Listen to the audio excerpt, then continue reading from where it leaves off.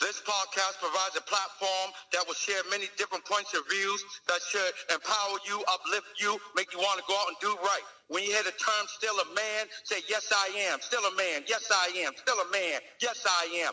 Let's go.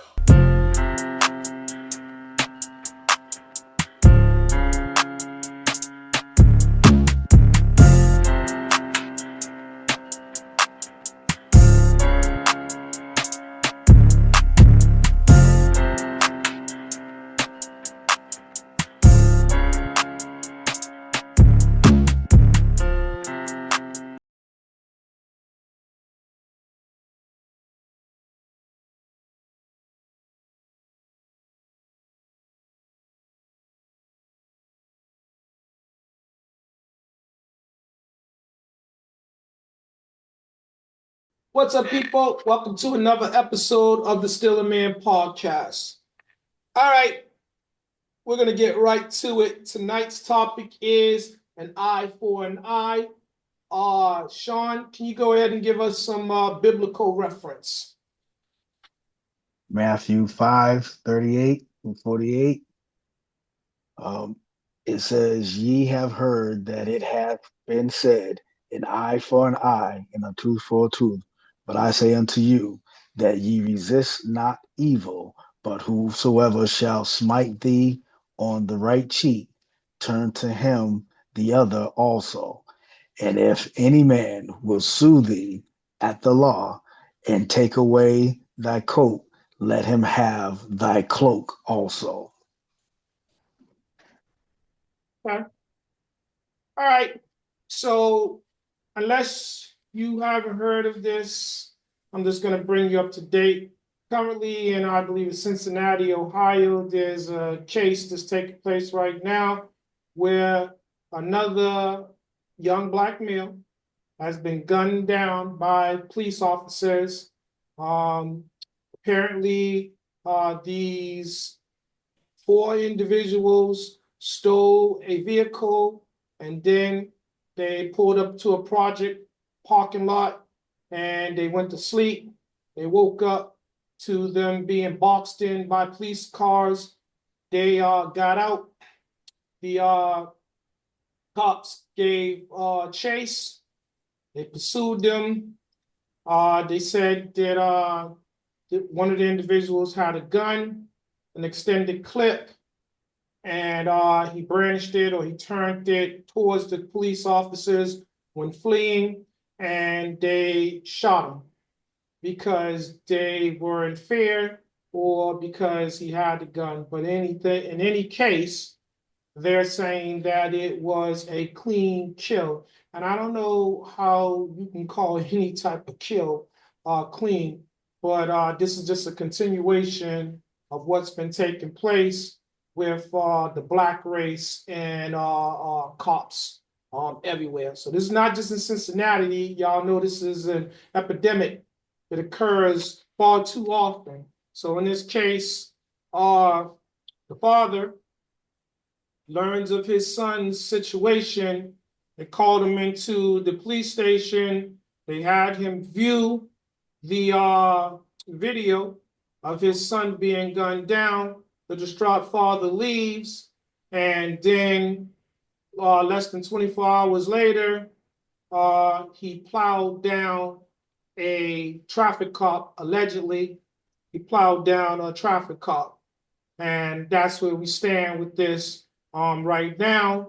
So it's an eye for an eye. In this situation, it's a life for a life, and it might result in yet another life because the prosecutors are saying that they may go for the death penalty.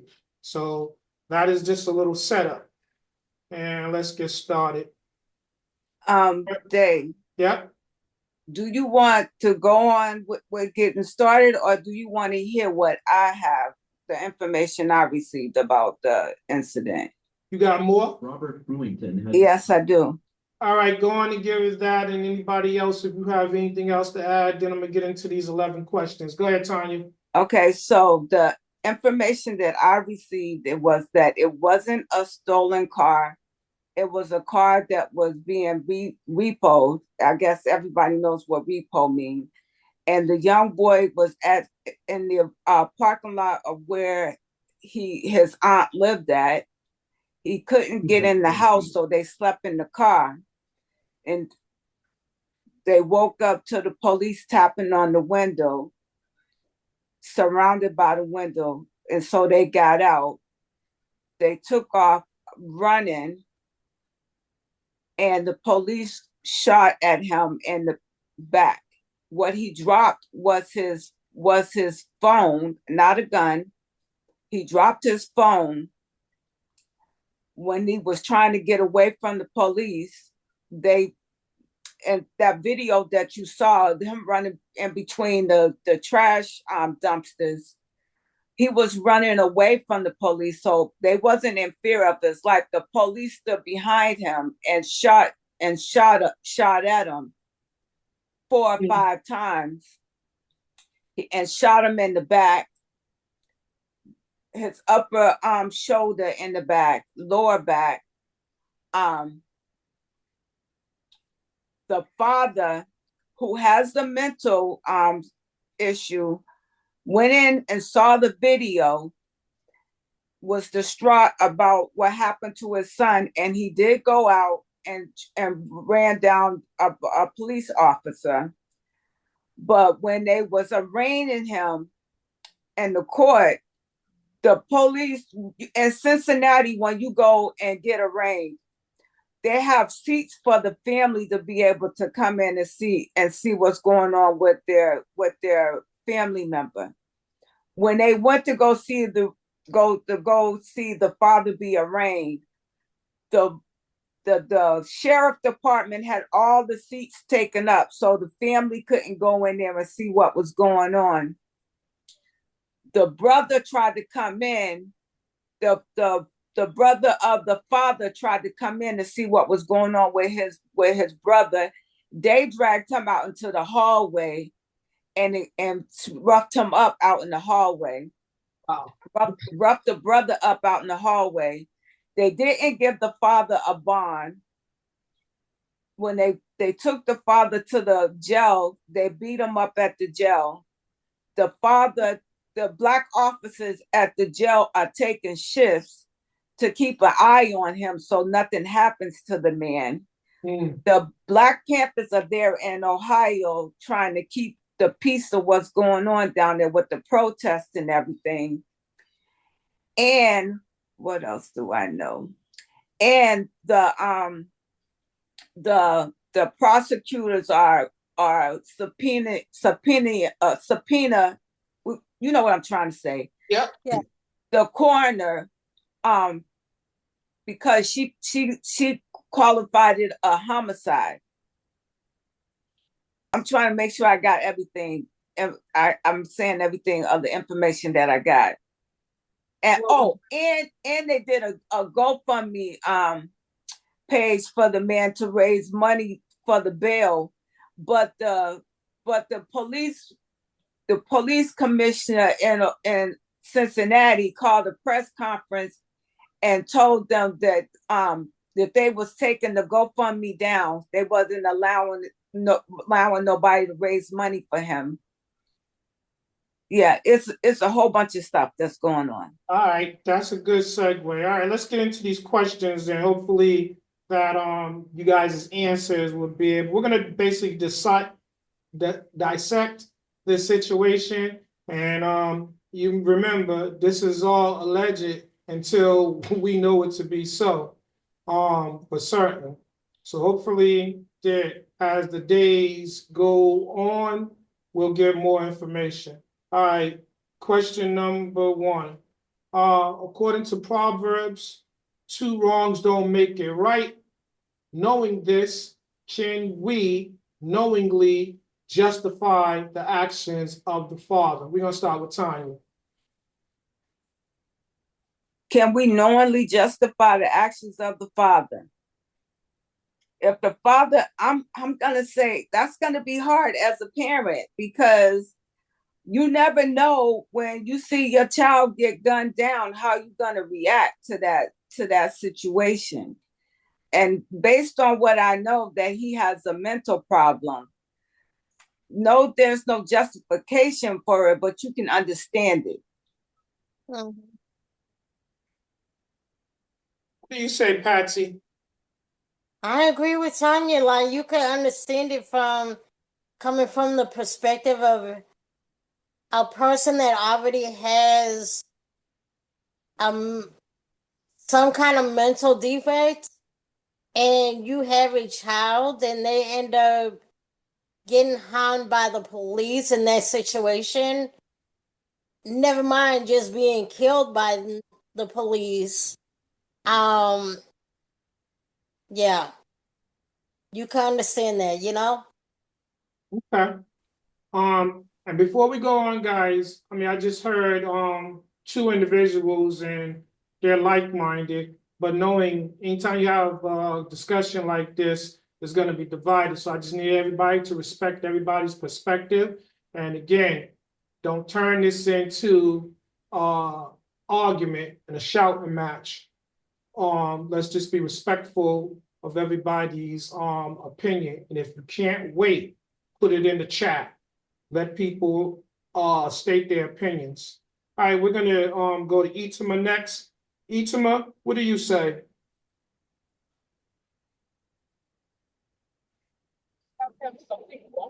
You're asking me if it's right or wrong? Yeah, can you justify the actions of the father? No. Reason being?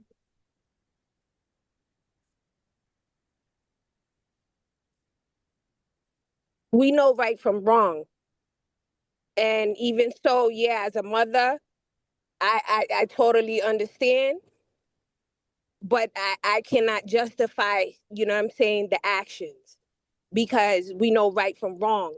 And thou shalt not kill. You know what I'm saying?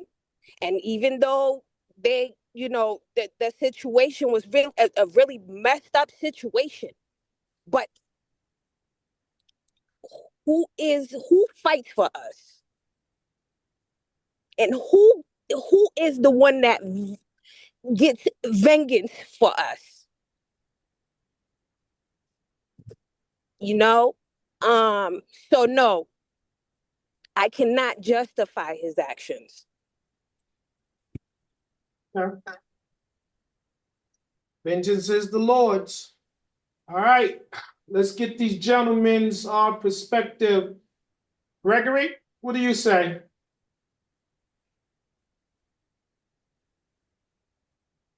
I'm gonna say, yeah, we can justify his actions because once again, nobody knows the rules to this handbook of life. We're just following what everybody's telling us to follow. So an eye for an eye seems most logical to me, especially when you got cops that don't really want to do their job and take the easy way. Huh? All right, what do you say?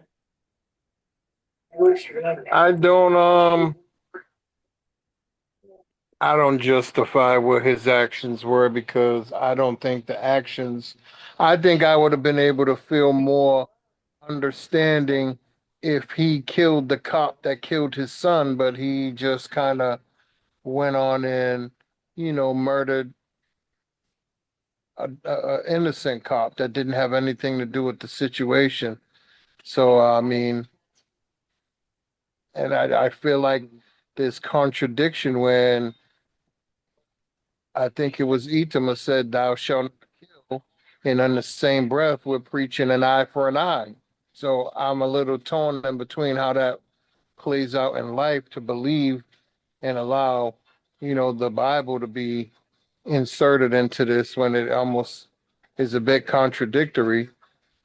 But no, I don't believe his actions are justifiable to kill a random police officer. I agree with Burn. That's an Old Testament, an old Yeah, book I don't. from an Old Testament. Now, B, I agree with you on that he should have did something to the person that did it. But Right. Absolutely. looking at it looking at it from this perspective, the cop that's doing his job went out and killed a random civilian. Anyways, it didn't matter who they was, and they all were on the same team. It didn't matter which one of the little boys he shot that was running from that scene. You get what I'm saying? Yeah, I don't agree with what the police did. I mean, shooting someone in the back, Tanya, I think, mentioned there was no imminent danger to his life for him to even use his weapon. So again, I don't exactly. justify or agree with anyone's actions in this, this whole crazy madness of the world, right? I mean, but at the end of the day, David said it as well, let God handle this guy or let God handle the situation. Mhm. But sometimes some people go temporarily insane. You get what I'm Insanity, saying? no doubt. They just went crazy early. I don't know if that's considered temporary insanity. I don't think is a justification used in court of law anymore. Itama said it again. He knows right from wrong. Everyone is taught right from wrong, mentally ill or not. Mentally ill know right from wrong. There's nothing indifferent. They're not stupid, mentally ill or not,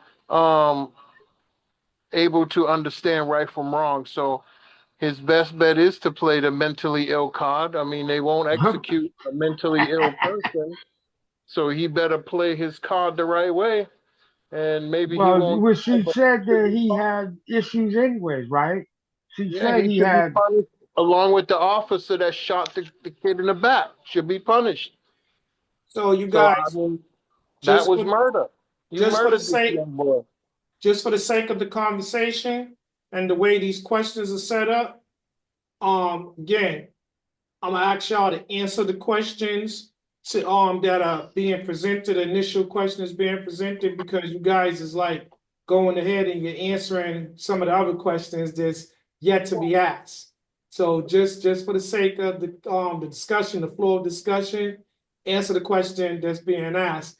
And Bird, I believe you did so extensively.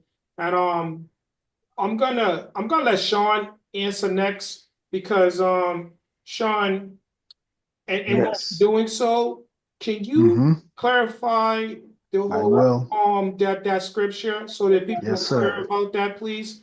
All right. You want me to clarify the scripture first or give you I want you to my clarify the scripture and then give you your for answer. for the scripture? Because I heard it was stated that, someone would thought that the Bible was saying that it's okay to have an eye for an eye. That is not what that scripture was declaring. Um, he was letting us know that What was in that? What was that scripture you're reading off of? Matthews 5:38 through 48, when it speaks to an Old eye Hey, for an Testament. eye. And so what the lesson in that, and when you read it in its entirety, is God is saying, do not, just because evil and harm was done to you, do not turn around and repay that situation in the same manner that it was done unto you. Do not treat evil with evil, but rather, he wants us to even though something harmful was done to us, he wants us to express love and put that person above us and what they've done to us or whatever the situation may have been. So even though we use the phrases in there, an eye for an eye and a tooth for a tooth, he says, do not bow down to that. Do not revert to that. Just because harm was done to you, don't turn around and do harm to someone else. Mm. Okay, so that we're clear about that. So what Sean just made, Sean gave you an extension of what Itzema stated first. So Sean just put clarified you, gave you some background, whereas the scripture is concerned. But what Itzema was saying is factual. Go ahead, Sean, give it your Mhm. answer. And to your question, uh, yeah, morally, ethically, and lawfully, I cannot agree with the actions that the father took. I can be empathetic to it, but I cannot agree to what he did. And as a human, I can say that I would probably feel, I still would feel the same way, but I would have a better empathy towards him if he actually took out the individual that killed his child and not just some random. All right, Robert, we're going to go to you next. Just going based off the panel, you asking the question, I'm answering it. I didn't pay too much, interest to this case right here, but I'm gonna have to agree with Sean. I was on the fence with Bird at first, but then Sean said something similar in Bird's beginning of his answer. So I'm just gonna go ahead and agree with Sean because I feel the same way. Okay. All right, let's get into question number 2. Itima, we're going to come right back to you. Turn your mic on. Was the defendant stared down with the police officers in attendance an act of defiance? Yeah, he's probably I mean, he's angry. So, they're both angry. Both fields are angry. The father and so is police. So Okay. Patsy, what do you say? Yeah, it's a form of defiance towards the police. Yeah. That's all I got to say. Tanya? I'm gonna say that I'm gonna agree with Ithema saying that they both was angry, but at the same time, you have someone who has lost their child for the man that felt like his son was murdered because he was shot in the back. And on the other side, you have the police staring him down because they angry that he killed one of their own. But at the same time, they are not how can I say this? The police always covers up the wrongful shooting. Mm-hmm. So they could be upset that he killed one of their own, but they have to take accountability for their actions too, just like he needs to take accountability for his. At what point did the stare down happen? This At the arraignment, I believe.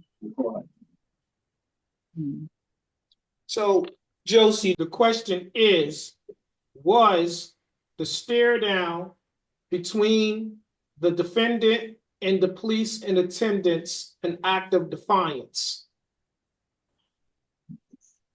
Well, if they were in the court arraignment and the father's the person that's being arraigned, right? Yeah. It's, Is the cop staring at him? The whole cop squad It's just staring at him. So I am going to be on a piggyback of what Tanya just said, as well as what Itima said. Everyone's upset, right? And everyone did something wrong. So I think that maybe it was a form of what you're giving me, I'm giving you. Mm-hmm. So if it's going to be defiant for him, then it's going to be the same thing, vice versa for the officers. Just because you're an authority figure, is that you're using your power in a negative way? Is it okay for you to stare me down and I can't do the same to you? And then it's being labeled when I do it, but when you do it, what is it? You just being an authority figure? So I'm going to say, I don't know. I would say that if they were doing it to him and he did it to them, then how are we judging either or? Okay. Bird, same question. Was the defendant's stare down with the police in attendance an act of defiance?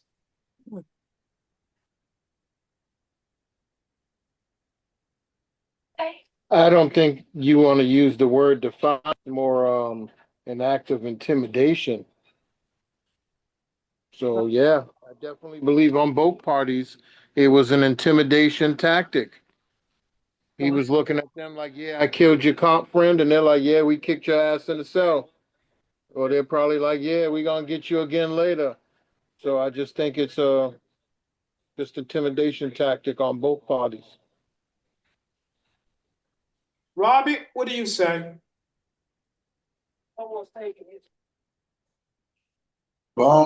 I'm just gonna throw out there on the limb. I think that the cops displayed negative energy, and he met them back with his revenge negative energy globing. Okay. Gregory, what do you say? I'm gonna say cause and effect, action, reaction. That's exactly what happened. You know what I'm saying? Because once again, the cops get away with this far too much in America. So when the guy did what he did, it wasn't anything personal towards the guy that's supposedly innocent. The guy that's supposedly innocent, but this is a whole force and they're working as one. That's why they all was at his case together in the courtroom staring him down anyways. And when he walked past them, he was letting them know, yeah, I took one of y'all's like y'all took one of mine. That's what was going on. I think that is messed up how they be doing, how they do civilians. It's like the police is a gang, and they stick together when it comes to situations like that. And but they also stick together when they doing, the obvious, yeah, brutality. They stick them together. So it's like, if the public start to come together and protest, they don't like it. They don't like it. They feel they make up certain things to try to make it like they're being threatened to justify whatever they want to do to people. John, what's your perspective? Was this an act of defiance, the stare down that took place between the defendant and the police that was in attendance? I don't think it was an act of defiance. I look at it as he was a man who did something, and he was looking at all of those individuals that may have ill will towards him, looking them in his face, and was standing on principle as far as he was concerned. Um, I'll agree with the panel that each side is it's an emotional situation, and um, I'll go as far as saying not every cop in there even hated him. A lot of them was probably standing in there just out of solidarity to a fallen brother. Wow. I tell you, Sean, you and Bird, y'all do it all the time. Y'all give a good segue to the next question. And so this is the third question. Itima, turn your mic on. Uh, Question number 3. Was the overflow of police attendants in the courtroom an act of support for the fallen police officer, or was this a show of force in hopes of intimidating both the defendant and the judge? What do you say, Itima? So like Sean just said, they could be for sure. There's people in there to coming after him or whatever. But just like Sean said, there could be a few quiet ones standing there for him to make sure. You know what I'm saying? Because that's how the Lord's mercy is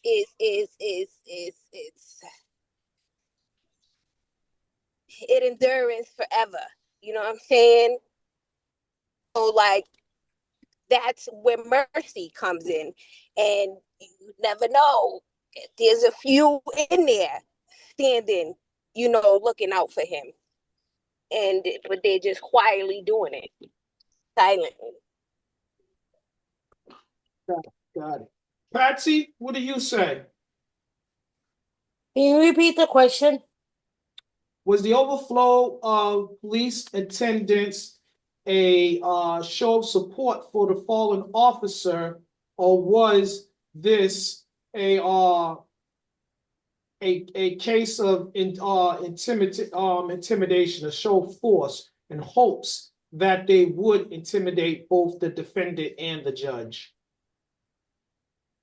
I think it's a combination of both.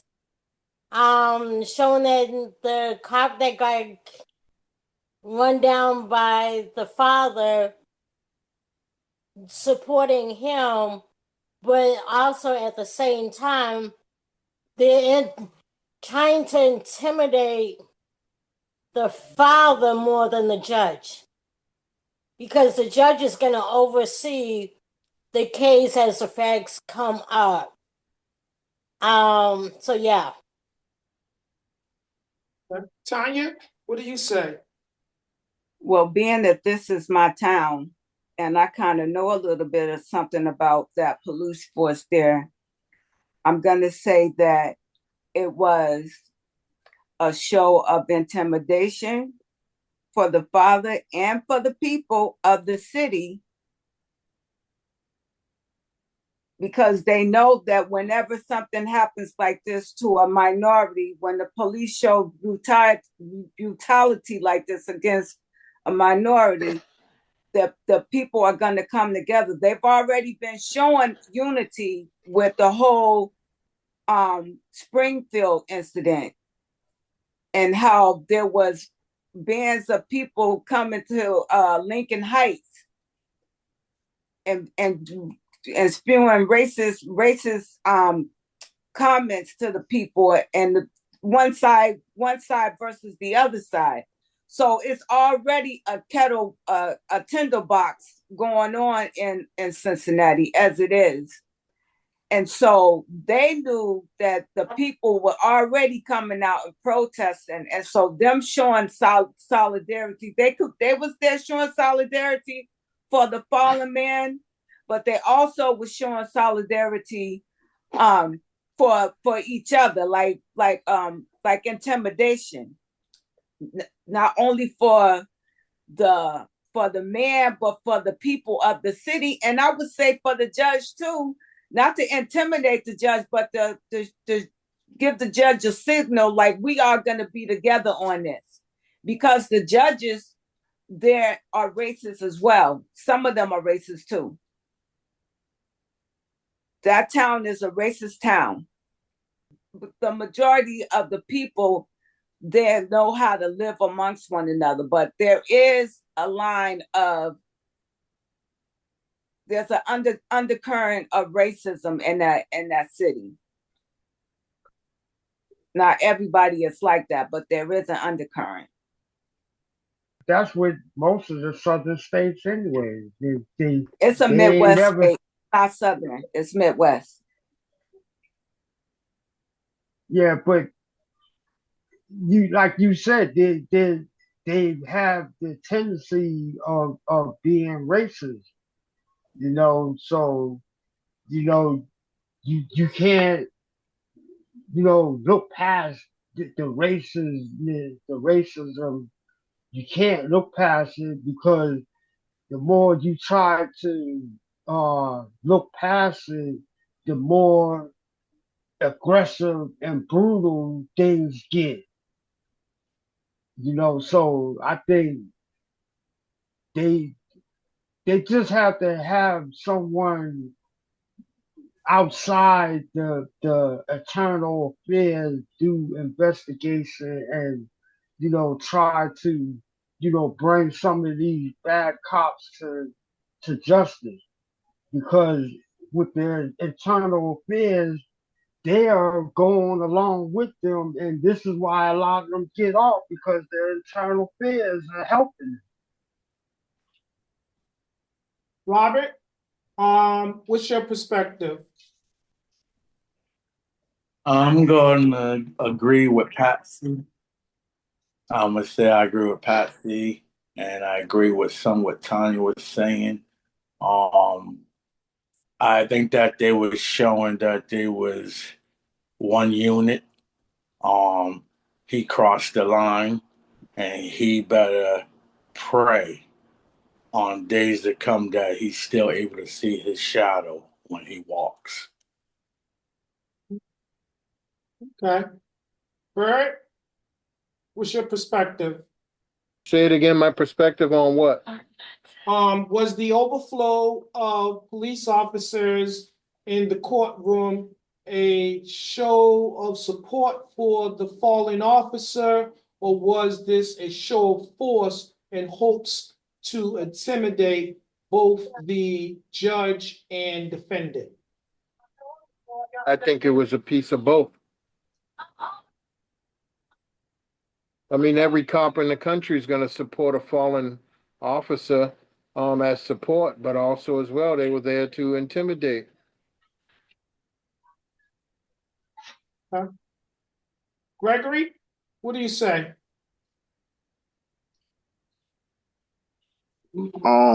It's just like I said the last time. And like Uncle T said, they're acting as a gang. This is intimidation tactics 101. We show up at the court case, see if you're gonna talk and squeal, and then something's gonna happen after. Or from my perspective, that's what I'm saying. But the police, they're there to let that guy know we're all together, and you did this to one of ours, and something's gonna happen to you. Okay. And can I just add too that they like I said earlier, they jumped on his brother in the hallway Mm. from the arraignment. That sounds personal. It sounds personal. Like they got a personal against they treating him like he's the bad guy when you people killed his son. Okay, granted he killed another cop that wasn't the cop that did it, but you know what how just what kind of justice was he gonna get in return for them killing his son? They ain't gonna do nothing. They just focusing on him killing the goddamn officers. They gonna forget all about them killing his son, which is really fucked up that they doing stuff like that because you focus more on the cops who are doing dirty than the victims. Sean, let's get your perspective. I believe it was a combination of both. Um, like I said, it was the cops were in there showing solidarity for one of their fallen brothers, and also, like what some of the other panelists have said, it was also, it was an intimidation factor of like, regardless to what this outcome is going to be or whatever the case may be, we're sticking together, good or bad, and this can go however you all want it to go, or we're to go how we want it to go. Itzema, I'm going to hit you with question number 4, but before I do, I'm going to answer that as well. I think that it was a little of both. I agree with some of the other panel members. I think that yeah, the blue wall was a message to everybody within the courtroom and outside the courtroom, and anybody that was going to witness this later on the news or any other footage. The message is clear. They ain't gonna tolerate it. The police ain't gonna tolerate what took place. And the question is who's the real villain in this situation? Because there's several victims, but they're some of the victims are going to be made villains as well. But let's go to question number 4. Itzema, question number 4. According to a witness account, the defendant intentionally ran down the traffic officer. What do you say? Do you think this is so? That it was premeditated?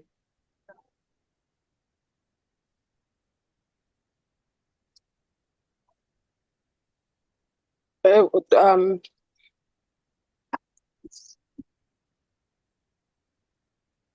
it was done. So if it was done, then he thought about it and he did it. Even though he was foggy minded and he felt like, however, he felt like he still thought about it. The thought process through his brain, his brains. So again, it can't be justified. Like this is this that that's this is this whole mess and the mess that came of it. That's the reason why you shouldn't do eye for an eye.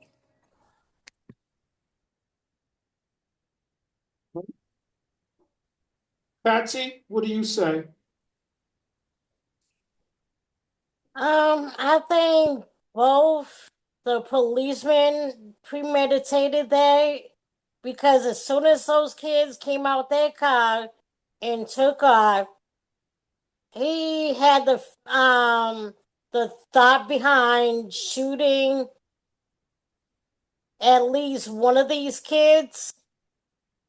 Although they were running, he was going to shoot Mm-hmm. no matter what. And then the father of the young man, he premeditated to run over any cop he could find that was feasible to do some kind of harm to, just because his son got killed by a cop. It didn't matter which cop, it just any cop. So yeah, Okay. both parties need to be judged and tried on both in their actions, not just the father. Okay. Tanya, I'm not question. gonna say it was premeditated because the man was just leaving the police station from looking at a video of his son being gunned down. So he could have been distraught when he was driving and had the thought when he was driving and seeing the police officer being distraught, he could have said, yep, took one of mine, take one of your. It could have been a split-second decision. Just like they say on the police officer, they got a split-second decision to make a choice about their lives when they're faced with danger. I'm gonna say that this could have been a split-second decision, being that he was distraught and he's not all there. I can't say that it was premeditated. Robert, question number 4. According to witness account, the defendant intentionally plowed into the traffic officer. Was these actions premeditated? To answer your question, when the police officer pulled the kids over, whatever he may have done, They came. was parked. They didn't. Okay, he came upon them. I mean, he got out. He asked them to get out the car. Or they just got out the car and ran on him. Yeah. They got out the car and ran on him. Did they have any guns on them? You're asking another question. The question is, Yeah, what? because my answer would be, if this cop got out the car and the children ran and they didn't show no signs of having no weapon on them, he had a choice. He had choices. He could have chased behind them and taser one of them, perhaps, instead of shooting. So Why did they run? I Why would did they say run? he had a choice, even if it was in a split second, to make a decision. He could have pulled for his taser. I mean, what are you getting a trophy from hunting a kid down and you got a choice to tase him than to shoot him? Tase him. So kind of premeditated or just made the wrong choice? Okay, so So again, now to the father. I'm gonna try to answer real quick. For the father, because you knew of this happened to your child, I would have asked you how many seconds and minutes after him finding out that he went and ran over a police officer. So he had thoughts of probably killing a police officer. He didn't know how he was going to do it, but believe me, he had flashes while he was inside the station and all that too. So when he left out, the first cop he seen, yeah, he ran him over. He probably didn't know he was gonna do it that way, but he thought about doing something to them. So I would say kind of premeditated on that end too. all right, so again, ladies and gentlemen, this is what I want you guys to do. I want y'all to listen to the question so that you're answering the question that's being presented. Bird, question number 4. According to witness account, the defendant intentionally plowed into the traffic cop. Was his actions premeditated? I think so. I believe so. The minute he looked at that officer and decided to step on the gas, that was intent. You knew what you was doing. He could have been momentarily mentally insane. That's not even likely. He could have been. He could have been like in a state of shock and just was in, pain and just, went full speed ahead. By choice, yes. But And it's okay. probably, I'm but not what I'm saying his saying is choice is bad. but mentally he probably wasn't there, B. That's what I'm saying. I get it. But it won't hold up. That behavior won't hold up. It's just like a crime of passion. Your wife cheats on you, so you kill her. Nah, that's not gonna hold up anymore. That might have held up 50 years ago, a crime of passion, but that's not holding. Oh, I blacked out and I just pulled the trigger. That's not holding up nowhere. That's not gonna hold and carry any weight or hold any water. Okay. My wife cheating on me versus my child being gone and no longer here is a totally different I'm feeling. just saying, I do get it. The little boy that walked in, premeditated, saw his mother getting beat up, and shot and murdered this guy, and he got off. That's cool. I get it.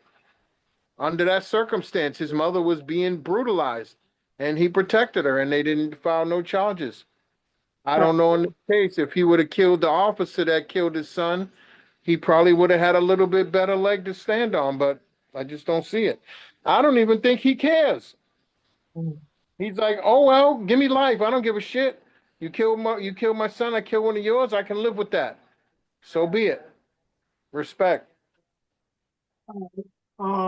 Timmy, same question. According to witness account, the defendant intentionally plowed into the traffic cop. Was these actions premeditated? I'm gonna go and agree with Tanya.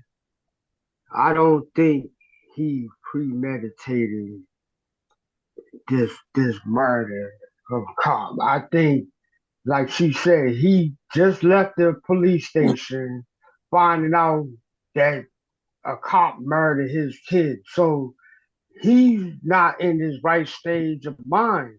He's going through, oh my gosh, my son, they done killed my son, and like Tanya said, he's driving. Oh, there's a cop. It comes in, rage come back to him. Now, like, and what Bird said, hey, you killed my son. Now I'm gonna kill one of y'all's members of y'all's family. You know, even though it was wrong, he felt like he was doing the right thing on account of what happened to him, not not thinking.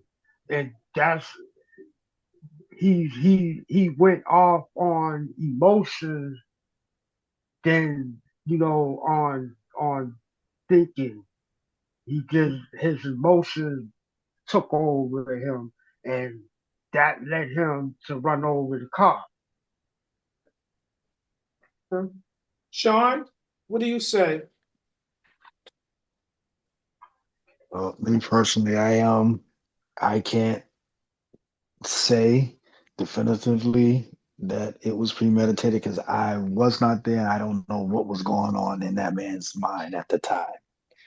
I know what his actions ended up being, but what took place, what was going through his head at the time, I can honestly say I cannot answer to that. Um, so no, um, yeah, I just can't say that it was premeditated because I'm going off of the the the facts or the account of a so-called eyewitness. Mm-hmm. Can I answer that question, yo? I want to say premeditation, temporarily insane or very, very angry at what just happened and moving off impulse. You get what I'm saying? So you got that going on, but are we gonna ask, did the cop go out there and feel like today was the day I'm gonna shoot me a motherfucker because I'm a cop? Isn't that premeditation too? So when I put all of that stuff Yeah, together in that my was head, premeditated. Shot him in the back. Yeah, Right. that's killer. That's you know what That's I killer. mean? definitely So that's definitely then when I have premeditation. those When facts as a father, you don't care who this person, you don't care. You're wearing that uniform, you're one of them. It doesn't matter who it was. Tanya? Yeah, I just wanted to add, like I said, the man he is mentally unstable, and right, some mentally unstable people they don't always act rationally.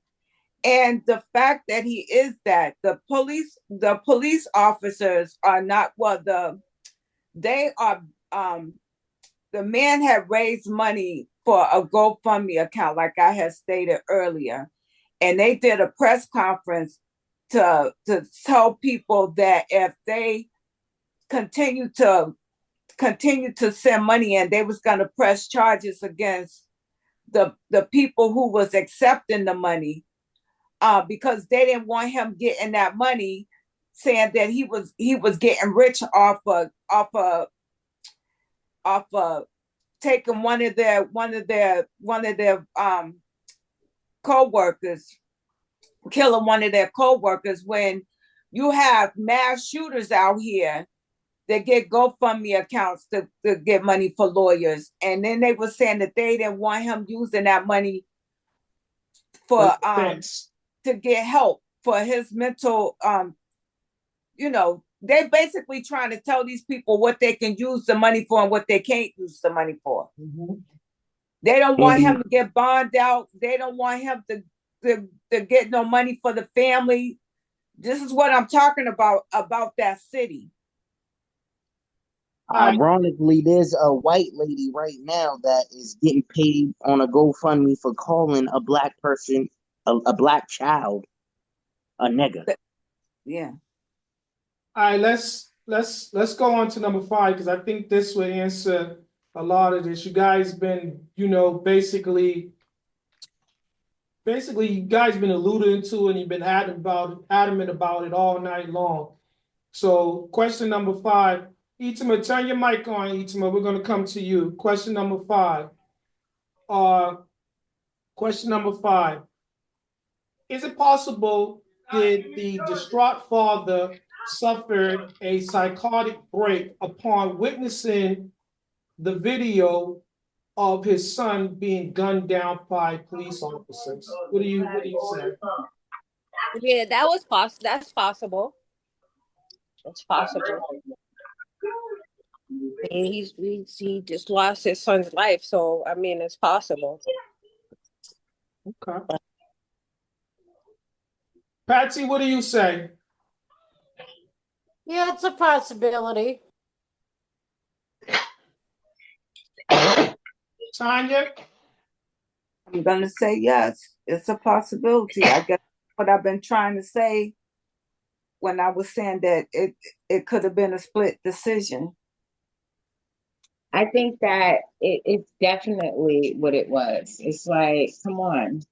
It's one thing to hear something like that, but it's a whole nother to watch it. Okay. Robert?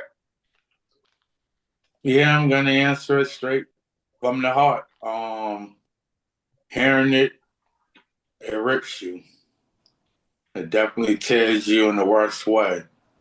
For me personally to watch it, or even probably putting myself in his shoes, it probably would have destroyed me. You can have a mental breakdown and do not come back from that breakdown. So your mind will not be in the right place. And it's a troubling state of being. Timmy, what do you say? Uh, I don't, I think that it, the guy, like Tanya said, the guy, you have to take in consideration his mental state. All right. What do you say? Is it possible that the distraught father suffered a psychotic break upon viewing the video of his son being gunned down by police officers? Well, I think a choice of word, maybe he lost rationale. He lost the whole concept of reasonable rationale. I don't know if that's even possible, but he definitely, I guess, lost touch with reality and decided to make a decision. And he made it. And now he's got to pay for that decision, just like everybody in the world. It is what it is, and it's going to be what it's going to be. Gregory? I've been saying that all night, big dog. It's definitely temporarily. He's going insane. Once you see something like that, everybody's gonna go crazy. So once again, like I said earlier, it doesn't matter about if the dude was innocent or not. You're wearing that uniform. I don't know if you're a off-duty cop and you're just picking up some detail and no, I don't give up a flying Brian Pillman. You get what I'm saying? So yeah, here we come to hit whoever is in this blue suit because I'm going mad. Huh? Sean? Um, if I may, can I answer your question and then get some facts to some statements that was made on the Yes. previous one? All right. Do I think he was temporarily insane? Um, Again, I don't know all the facts about this man as a whole. I know what I've been told, meaning that he does have some mental challenges. And so, however he rationalizes things is probably what he was acting on. I'll answer it that way. Um, to the statements that was made when it had to go about the GoFundMe, it wasn't the police department that shut it down. It was the attorney general on behest of the family of the fallen officer was asked um, to hold the GoFundMe to a standard that they have in their policy that they cannot nor will they receive or raise money for anyone that is convicted or charged with a crime. Okay. All right. All right. Let's go to question number 6. Question number 6. Did the pursuing police officers shoot this young black man because they were in fear of their lives, or was this simply yet another hunting expedition. Itima, what do you say?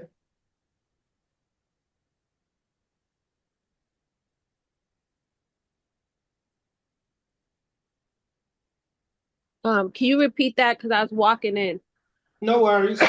Sorry. Did the pursuing police officers shoot this young black man because they were in fear of their life, or was this yet another hunting expedition?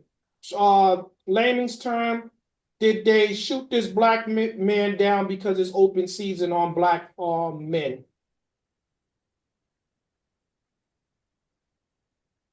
I don't know if I don't know if it's open season, but I know that um yeah, he shot him, and yeah, he premeditated that. And the fact that they hit and they erased and blurred out certain stuff tells on them all the way. But we knew that though. We all know that though. We know we don't get the equal rights.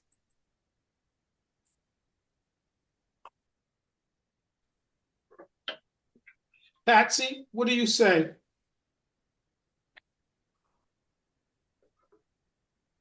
Yeah, well, they'll use any to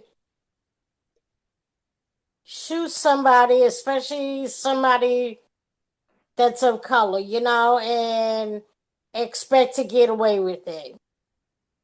And when a family member that is irate about it and reacts to what they saw on a video of that particular person being shot, their family member, whether it's son, nephew, cousin, whoever, they're going to react like any typical family member, especially a parent, you know.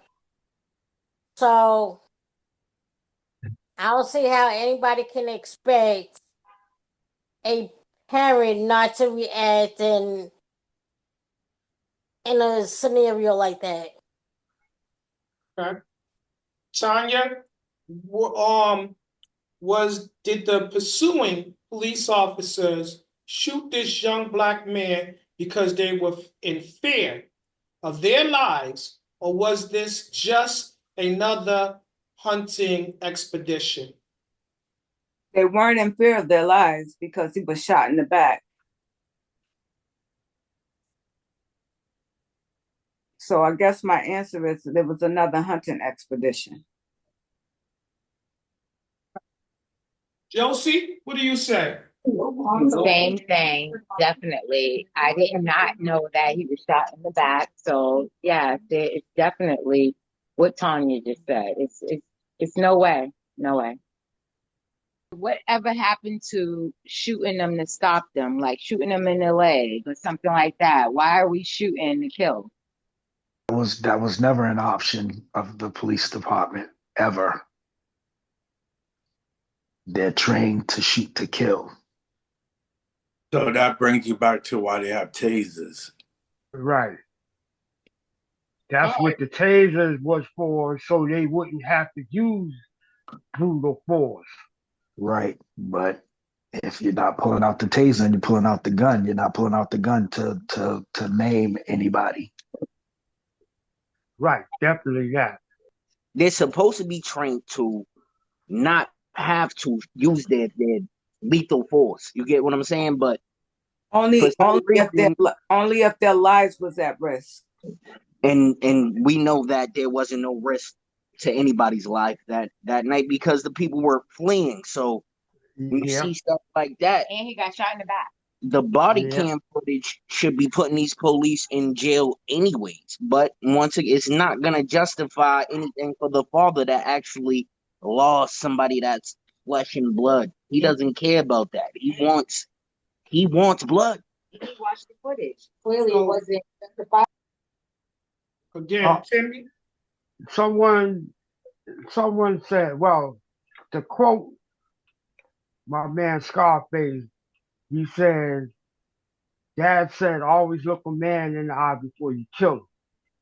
And for me, that means if a person's face to face looking at you with a gun, your life is in danger. If a person turns away and flees, there is no way that there's any kind of threat to you as they're trying to flee. So you using force to stop them because you probably out of shape, you can't run.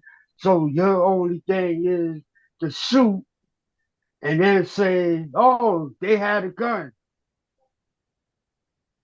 Hmm. Sean, what do you say? I'm sorry, question again, please.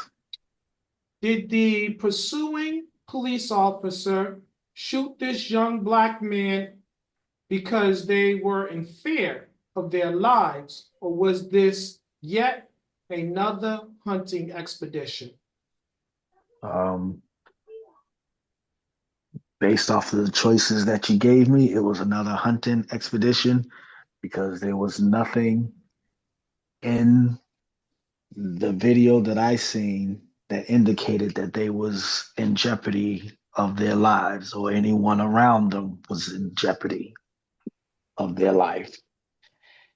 He said gun, young man began to run, and as he's running away, there's no need to shoot because as he's running away, at no time is he a threat to you. Not until he turns and points in your direction is he a threat. Mm-hmm. But while he's Mm-hmm. running, he's not a threat. Bird, what do you say? I don't want to use the phrase that you just said, hunting season.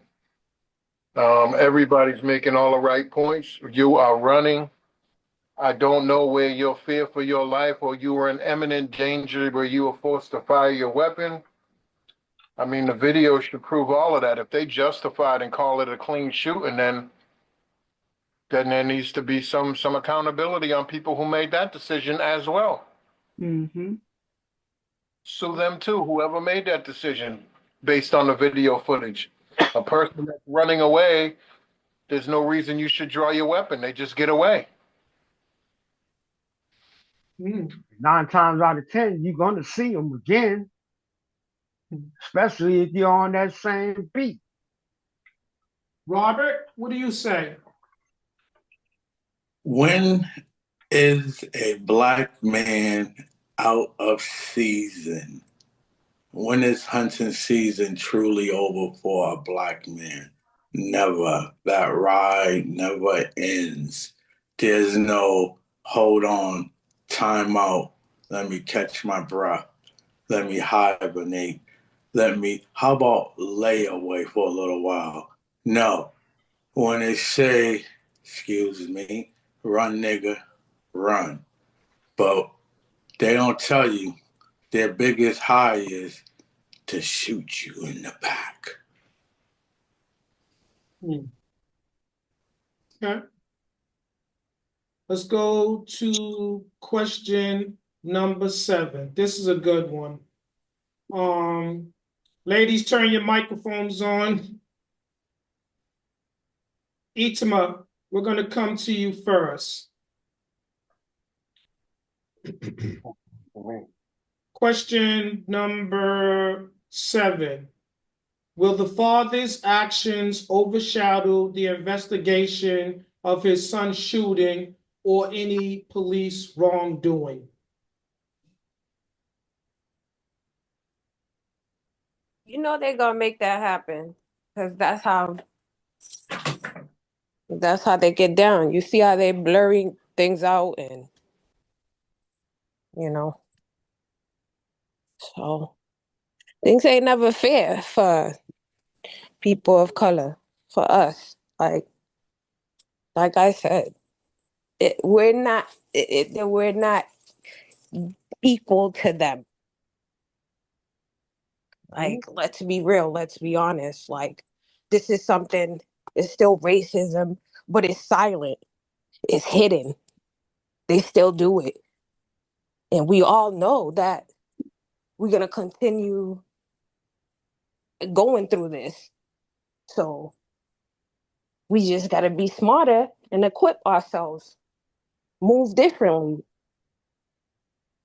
So again, this is why it's a whole mess, because he decided to go eye for an eye.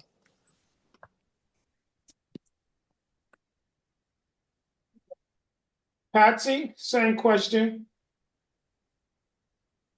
Yeah, and the whole father thing is gonna overshadow the son's killing and murder by the police. So, yeah. Tanya, will the father's actions overshadow the investigation of his son's shooting and any police wrongdoing? I don't think so. I think that if the father's situation, unfortunately, if it didn't happen, he would have just been another little black boy that got shot. And they would have spent the story the way that they wanted to spin it. And because the father did what he did, it put a bigger light on the situation, and it's bringing to light, excuse me, and put a bigger light on what happened. And like I said, it's already a powder keg going on in Cincinnati. It just shined the light bigger on how the police treat people of color, not just the men, but the females too. Because remember, in Ohio, the state of Ohio, period, there was that young girl that got killed by the police in Cleveland, they and one of them a few years back. So it's not just the men, it's the women as well. So I think it shined a light on it. I don't think it's gonna really overshadow it. I think that if it overshadows the killing, it's bringing to light of what is really going on. Because based on our program that we had last week, that was qualified immunity, right? Yeah. That is going to come into play with this for the police, for the police officer, because that's the way that things are going. They tried it with Derek Chauvin. They charged him personally, so they took the band-aid off of that, and now they're trying to put it back on. Okay. Josie, what do you say?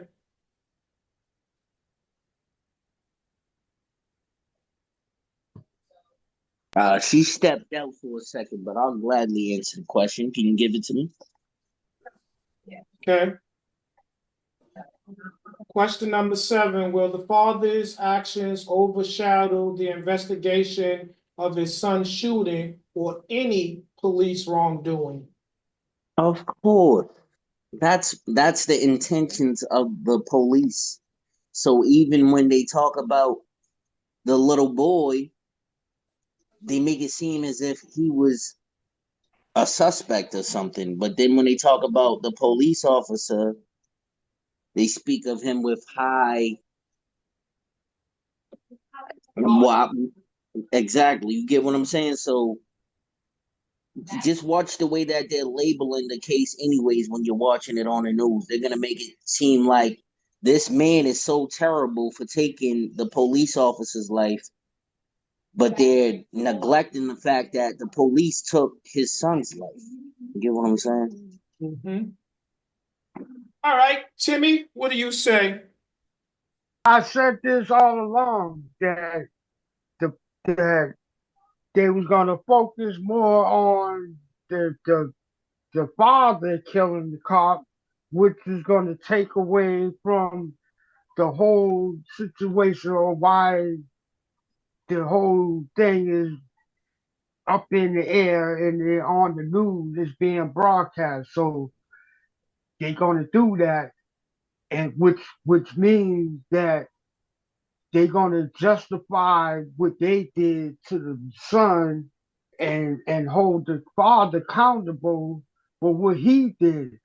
Like one situation ain't worse than the other. One life ain't more than the other, but in this case, they're making the police life more valuable than that man's son's life. Okay. Robert, what's your perspective? Well, to find back what I was gonna say, let me just jump into this. Both of them, there's a law, and it's called law for a reason. So the little boy in the police officer's eyes, they're gonna say he was breaking the law, he flee. He didn't stay for them to search or find out who he was, what was going on, whatever the case may be. He could have had a gun on him, drugs or whatever, took off. So on the other end, the father broke the law. He didn't respect the law. He went and killed the very person that works for the law, a police officer. So it's a tricky situation. I'm just going to tell you my answer would be to the question you said. I don't got an answer because I lost the question. Okay. Bird? Can you hear me? Can you Yes. hear me? Yeah. I got deep. I don't know what just happened. All right, Got I'm gonna give you yeah. the question again. I'm gonna give you the question again. Hold on. Will the father's actions overshadow the investigation of his son's shooting or any police wrongdoing? Yes, I believe it will overshadow because again, the young man was killed supposedly in a way of them upholding the law. The father's killing of the random police officer. Again, I'm going to for that gun. You didn't do this to the person that actually committed the crime against your child. You did this to an innocent father that has children. You just ran this guy down and he had no clue. I get shooting the child was wrong, but I'm just saying this guy is going to overshadow, and then they're going to pay more attention to the fact that this guy just killed a random officer opposed to the cop killing the child in the line of duty, quote unquote.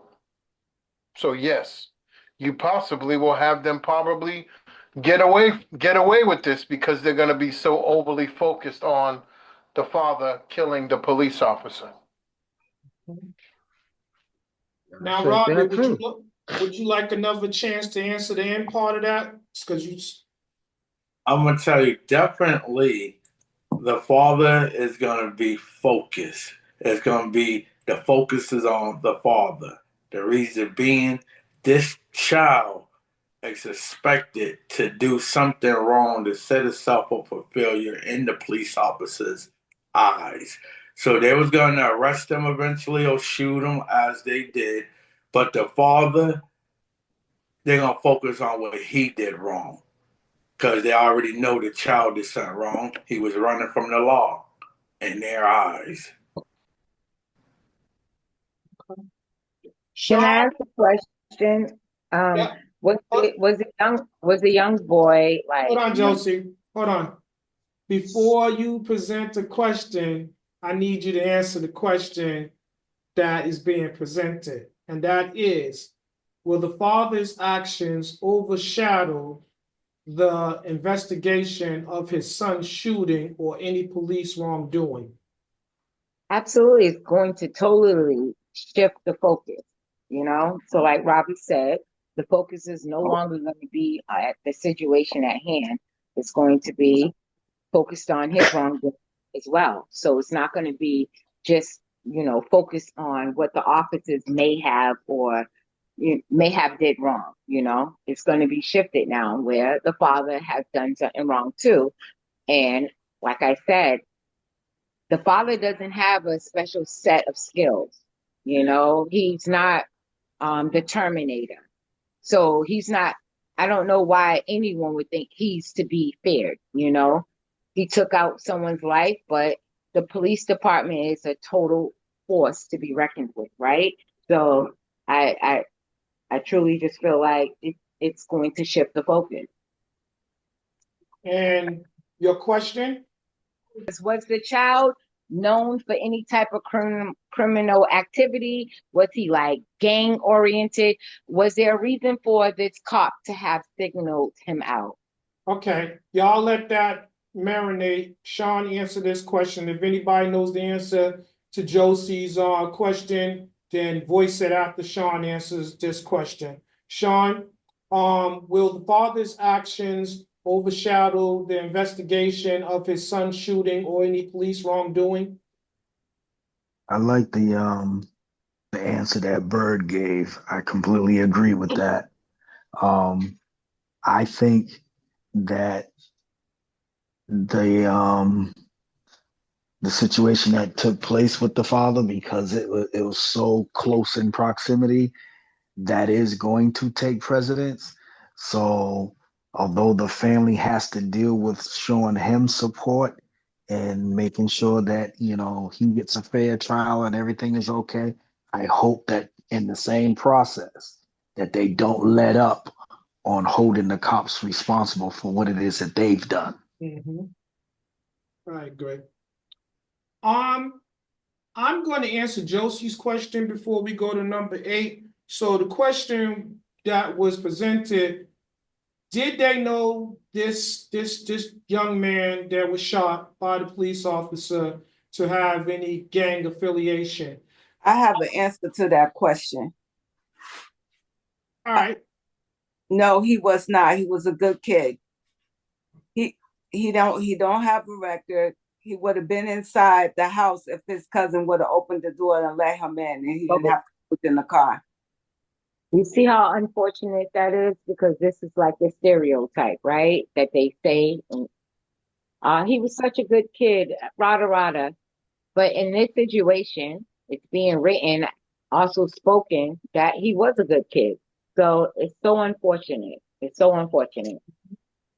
And what I was going to say was, in this situation, y'all already know, if whatever they believe to be so, and they're profiling, so when they come into these situations, these settings, these communities and stuff, they have a formed opinion about the people that reside in it. So, if even if he did not have any gang affiliation, that will be their justification for behaving the way they did.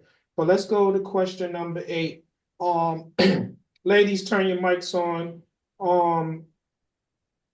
Will the defendant get a fair trial, and will the punishment fit the crime? Itama, what do you say? I'm hoping he does, and I'm hoping that that the cop that did what he did to his son actually, you know, pays for the crime he did. You know, I'm hoping that they both get tried. Patsy, what do you say? What was the question again? I'm sorry. Excuse me. Will the defendant receive a fair trial, and will the punishment fit the crime? Um, that's kind of tricky if he whether or not he's gonna get a fair trial, and um God willing, if they do a jury trial, um hopefully it'll be well situated where there's a mixture of panelists for the jury. So yeah,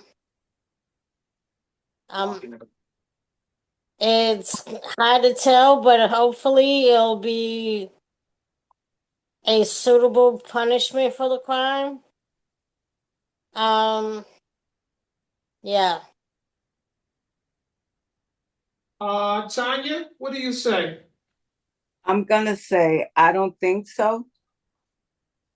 I don't think he's gonna get a fair trial. And I think that whatever they give him is gonna exceed whatever they give him, whatever they give him for him taking a life would be justified. But I don't think he's gonna get a fair trial. And the reason why I say that is that I know someone who recently just told me a story about her son driving in his car and seeing the police rough up another young black boy, and he videotaped it. And the police came to him and asked him to get out the car, asked him if he had any weapons or anything, and he told him that he had his gun sitting on his lap, but he had a license to carry. He showed him the license to carry and everything, and they still arrested him and charged him for obstructing justice for videotaping them roughing up the young man. Josie, what do you say? Okay, tell me the question again. Will the defendant receive a fair trial, and will the punishment fit the crime? Absolutely not. Okay, let me be like, you know, let me be fair, right? Maybe, hopefully, but the way things are written, and I'm definitely seeing, I just don't see it happening, you know? The whole focus is shifted on what he has done, and unfortunately, his son might not even get justice. Gregory, what do you say? I agree 1,000% with my mother. Are you kidding me? They're gonna try, like, I didn't even know they're gonna try to give the man the death penalty, but if that's what's going on, let this be a lesson for all black people. And don't feel bad about anything that's happening because this is justice. And if you really want to rally about something and make noise about something, free this man. You get what I'm saying? You want to get behind something, get behind that. Free him because we all know that this is an injustice to black people everywhere. If you cannot free him, make sure we support and make sure that he gets the right sentences. I don't feel as if he should get life or killed. That doesn't make any sense to me. Both parties was wrong, so we need to make sure that there's a positive outcome. I mean, they've been doing this since Emmett Till. Oh my God. No, don't do that. All right, Bert, what do you say? I agree with everybody. I want to think. I want to hope that he's going to get a fair trial. And it seems like some of the black officers in that town are looking to protect to protect this guy. But again, I think there'll be some wrongdoing where they may be intimidating these jurors or, watch this movie Cornbread Earl and Me. Cornbread got shot in the back by the police, and then the police started harassing jurors, family members, cutting them off welfare. They try to do a lot of stuff to get them to sway their decisions. So I think there's going to be some foul play in this trial. So I don't believe that he's going to get a fair shake. And honestly, I think they both need to go to jail. Both of them committed murder. Both of them need to pay a penalty for the crimes they committed, not just the father. If they're gonna imprison or do whatever they do to the father, it should be done to the officer that shot this kid from the back. Yeah, I agree with that. So whatever they charge him with, charge the officer with. And sue the officer or sue the police department that murdered this guy's kid. And, I probably, as a parent, might have did the same thing and would be okay with the consequence. Robert, what do you say? Yeah, I would agree. I would say they should charge both of them with the same thing, and I'll even say put them in a cell together and let them work it out. But in our reality, this man is going to be made an example out of. They Yeah. are going to, they're going to show the people and his culture why you should never try to kill an officer again. We do not care about your feelings right now. You took one of ours, and that's what mattered the most. So I hear everyone saying, we hope he's going to get a fair trial. You hope he's going to get a fair trial. The only thing he's going to get is a farewell. Okay. Timmy, what do you say? Is he going to get a fair trial? Is the punishment going to fit the crime?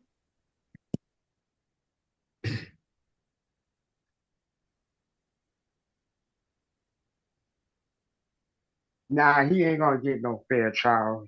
They gonna focus mainly on his actions. Like I said before, is all gonna shadow the cops' wrongdoing. And I agree with Bird. Both of them should be charged with manslaughter. Manslaughter on both ends. Murder, not manslaughter. Oh, well, murder for the cop and manslaughter for the father. Murder for both. All right, Sean, what do you say? Mhm. Black and white to where unless there's some shenanigans going on, I mean, whatever evidence they have, just go with it from there. I mean, all I know, like I said, based off of what I've heard people say tonight, he left the police station, jumped in the car, ran over an officer. I don't know what more information is there and how they can doctor that up or make it more or less than what it was. But the answer to the question, I believe that he's going to get a fair trial based off of what took place. All right, guys, before we go to question number 9, I just want to be clear about this. So, Sean, can you give me the definition for lethality? Lethality, also called deadliness or premonition, is how capable something is of causing death. Most often, it is used when referring to diseases, chemical weapons, biological weapons, or their toxic chemical components. Okay, everybody got the gist of that? All right, so here's the question. Question number 9. Will the lethality of police officers result in more black and brown casualties? Patsy, what do you say? Um,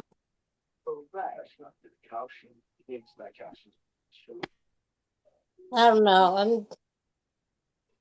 All right, Tanya, what do you say? Say the question again.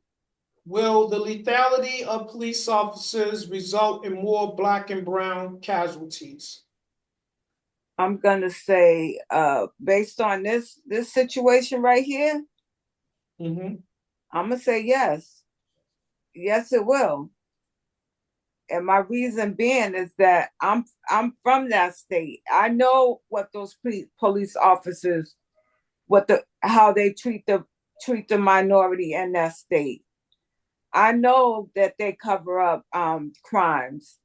I know that they already target young Black men and women. So this right here is just giving them a ammunition to continue it on. Huh? Timmy, what do you say? Will the lethality of police officers lead to more casualties of the Black and the brown? Yes. Okay. Robert, what do you say? Yes, I agree. I agree. It definitely is going to lead to more brown people disappearing and that word, is it black people? Yeah. Yeah. Okay. Bird, what do you say? I not only think it's going to be detrimental to Black and brown, but it's going to create an uprising where there's going to be more officers killed in the line of duty now. People are going to start retaliating. They're going to get tired of it. They're going to get tired of being brutalized and murdered. And there's going to be more instances of police officers being consequenced as well. So I think all it's really going to do is create an uprising in the people. But, just to throw it in with, you know, Tanya saying how bad the police are there, we have to understand a lot of officials are elected. These are electoral positions out there, mayors and commissioners and all of these people that, you know, the Black community need to rally together and become a big part of the political game and voting these people out. So that could create some balance somewhere along the line, but without that vote, and guess what? Without that mighty dollar, our money matters. We can do we got a lot of power with our money. We can shut down a lot of these white businesses or different, businesses that do support this, or, our money can be taken elsewhere. And we'll make a powerful impact, a powerful blow. Our We money don't alone. know, we don't know how to stick together. So, Itima, That, I'm gonna ask you that this can't question. happen. And that can't happen because a lot of our Black people are killing each other. We're doing the job for them. A So, lot of brown killing each other. same, Gangs, wars. same question, Itima. Do you think that the lethality of police officers will lead to more Black and brown casualties? So, basically, the license to kill that police officers have is going to lead to more Black and brown casualties.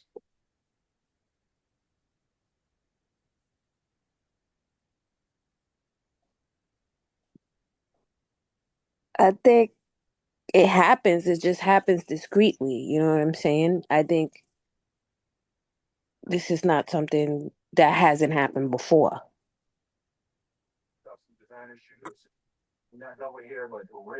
Sean, what do you say?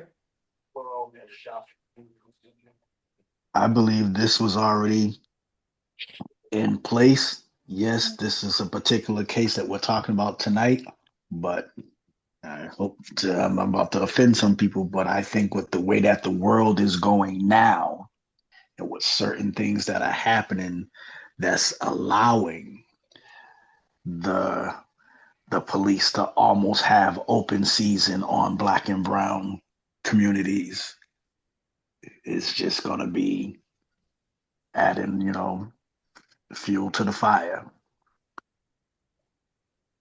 Okay. Sean, I'm gonna stay with you. Ladies, hold tight. Um, Question number 10. Do Black people truly oppose a threat to the police officers that took an oath to serve and protect? Or is this simply preconditioning of the graduating cadets and vets?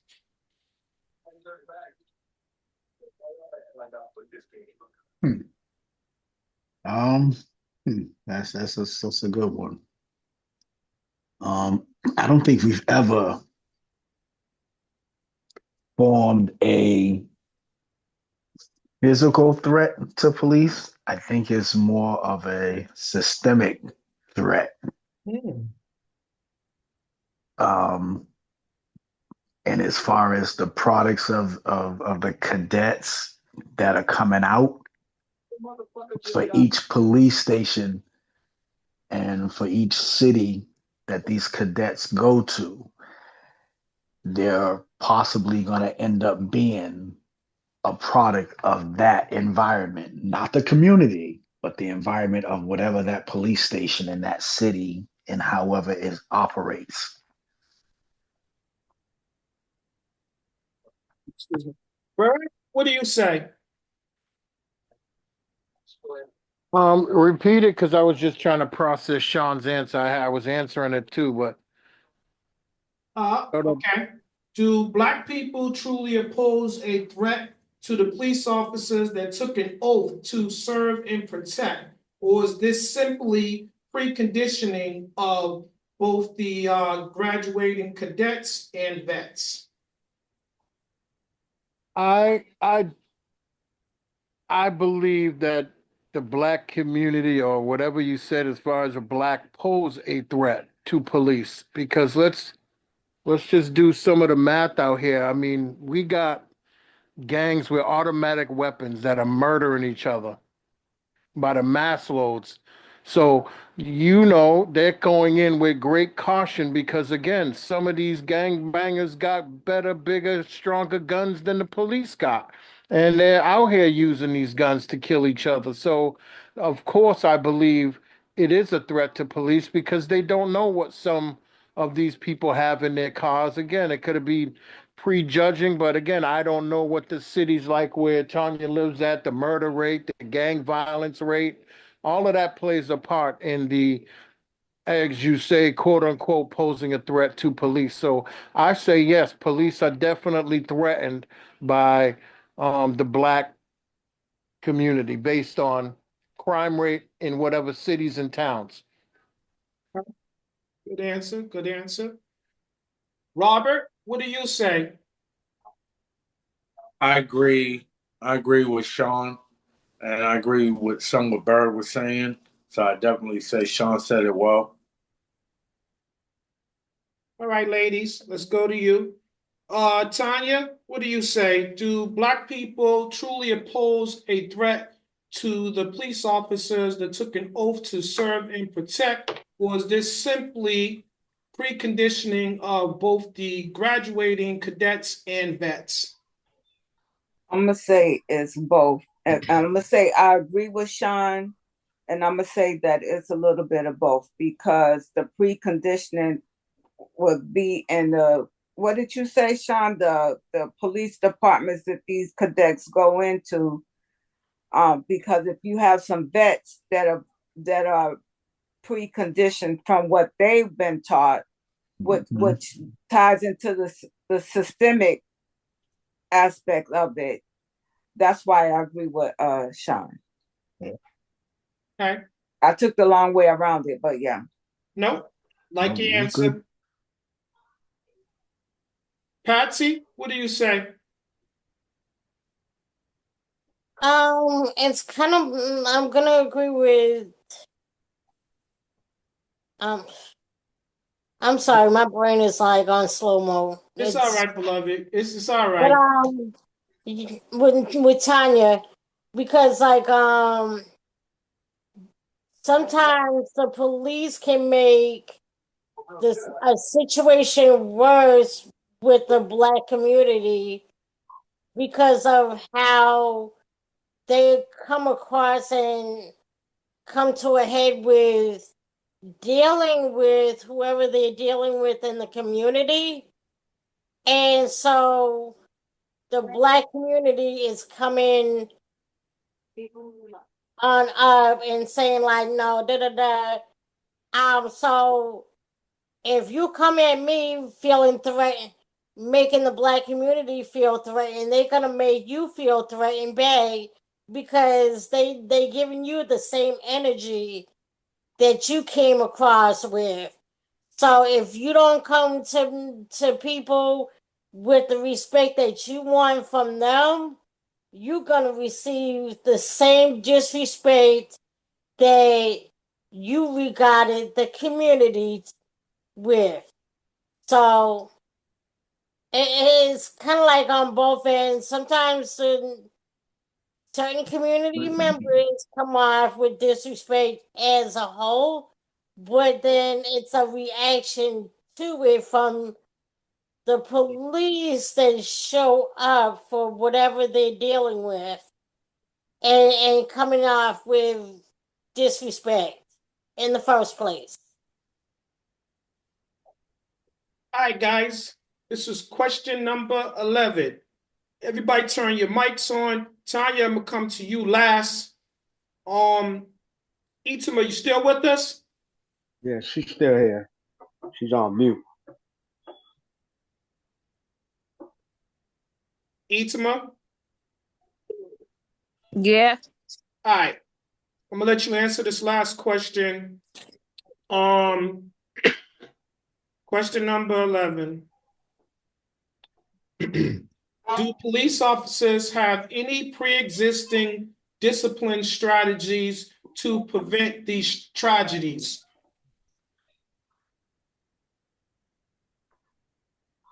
Yeah, a few of the panel members mentioned it. The what's the name? That shocker thing, that Taser. the taser, right? Yeah, they mentioned it. So yeah, they have, you know, where They they have don't have to beanbag kill. They have all types of ways. It's tactic. beanbag They can guns. shoot at a foot. They Yeah. can shoot at something else. Like they can aim at, you know. Yes, they did. So this police officer definitely premeditated what he did to this young boy. Thank you for your participation. Patsy, same question. Do police officers have any pre-existing discipline strategies to help prevent these tragedies? Yeah, most definitely. What are they wearing tasers for? If they're not trained to use them, and if they don't use the taser, they pull out their gun. You shoot them in the shoulder, shoot them in the leg. Um, Anywhere that's non-vital that will actually kill the person they're running after or whatever. So there are preventable ways, yeah. So there's a gazillion ways that they're trained to do. Okay. Timmy, same question.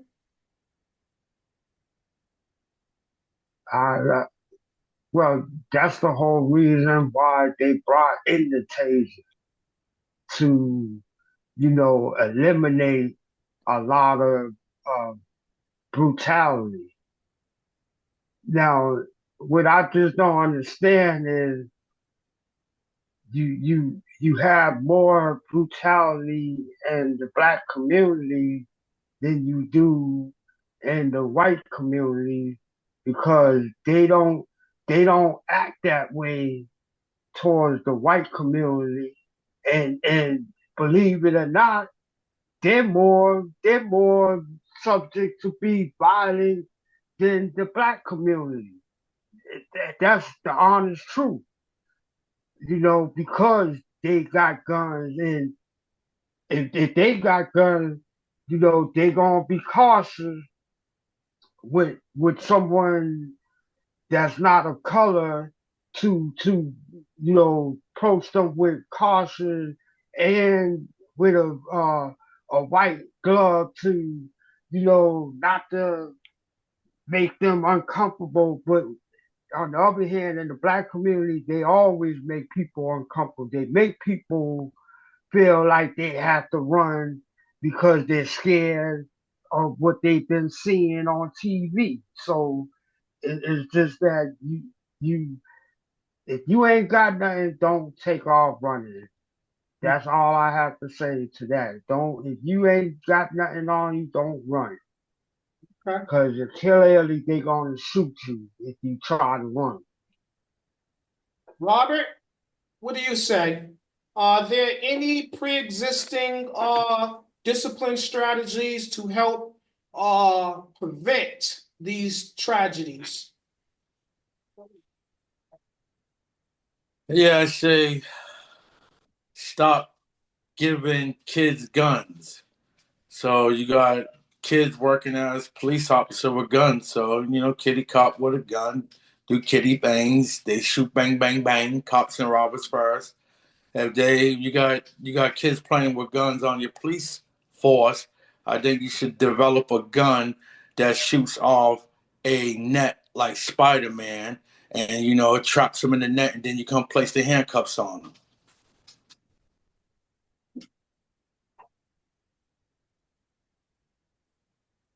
Sean, Yes, Dr. Bob. um, let's go to Bird and then Sean. Bird, Yeah, there's training. They go through vigorous training. They learn combat moves where they have to take you down. There's non-lethal. They have beanbag guns that shoot a beanbag. They have pepper spray that they can shoot you. They can hit you with pepper spray.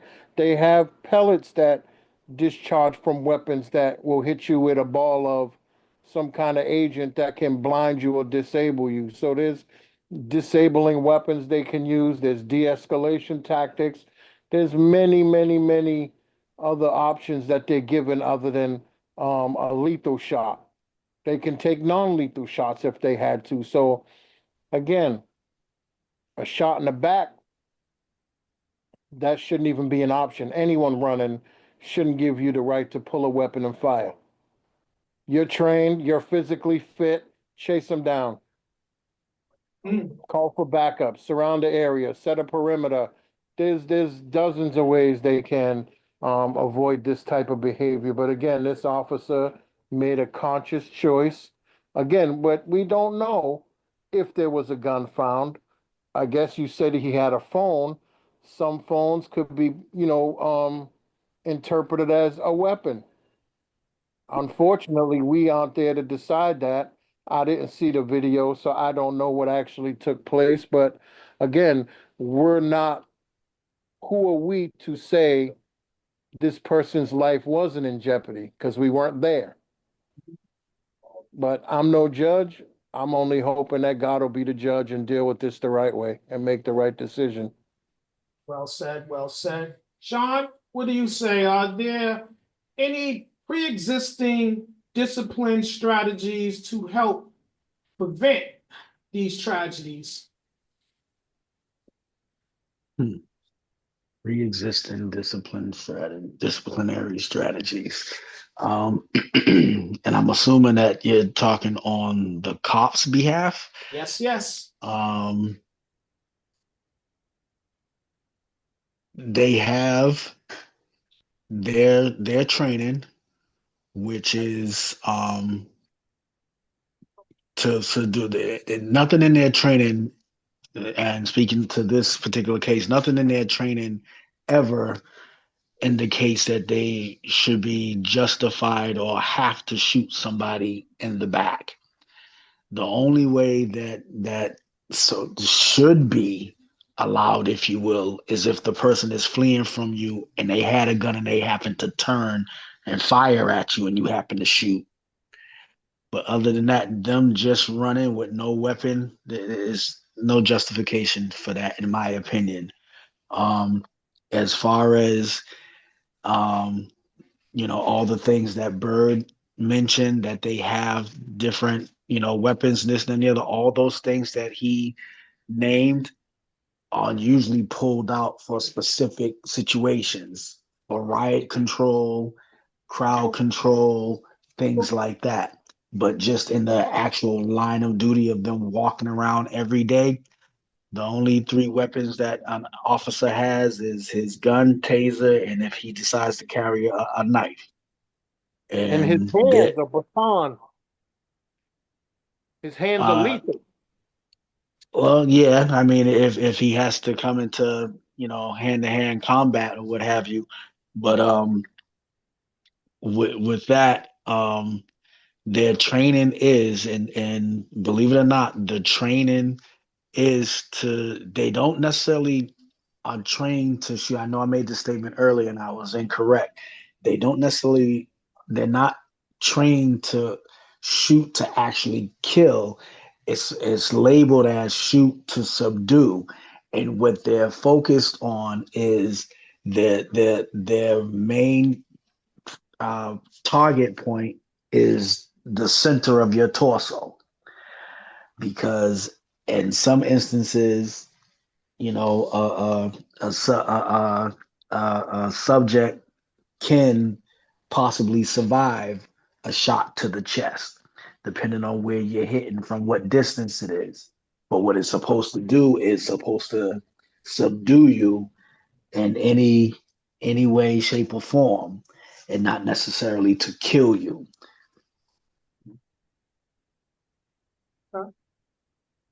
And Tanya, we're gonna let you take us home. Thank you, Sean. Tanya, so I'm gonna give you the question one more time. Do police officers have any pre-existing discipline strategies to help prevent these tragedies? I mean, everybody on the panel said pretty much everything that covered it, except getting to know, if that's the area where you're policing in, getting to know the neighborhood and the constituents and the neighborhood to develop a rapport, so you know you have some information about the person, you know if they're dangerous or not. That's the only thing that was missing. Community policing. In the words of Lawrence Fishburne in School Days, wake up!